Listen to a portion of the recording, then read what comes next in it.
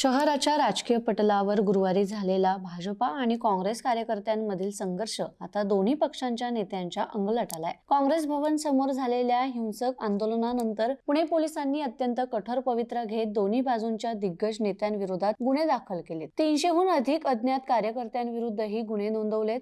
शिवाजीनगर आणि फरासखाना पोलीस ठाण्यामध्ये ही कारवाई करण्यात आली आहे। भाजपाचे शहराध्यक्ष धीरज घाटे आणि युवा मोर्चाचे शहराध्यक्ष दुष्यंत मोहोळ यांच्यावर बेकायदेशीर जमाव जमवणे आणि दंगल घडवल्याप्रकरणी गुन्हा दाखल झालाय।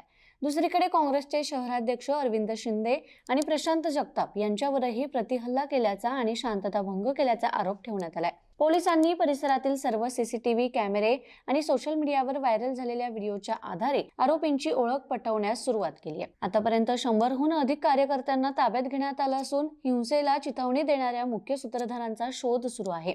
पोलिसांनी दिलेल्या माहितीनुसार सरकारी कामात अडथळा आणल्याप्रकरणी आणि सार्वजनिक मालमत्तेचं नुकसान केल्याप्रकरणी भारतीय न्याय संहितेच्या अधिक गंभीर कलमांचा समावेश केला जाऊ शकतो। दोन्ही पक्षांनी एकमेकांवर सूडबुद्धीने कारवाई केल्याचा आरोप केला असला तरी पोलिसांनी कायदा सुव्यवस्थेचा प्रश्न निर्माण करणाऱ्यांवर कोणाचीही गय केली जाणार नाही असा इशारा दिलाय।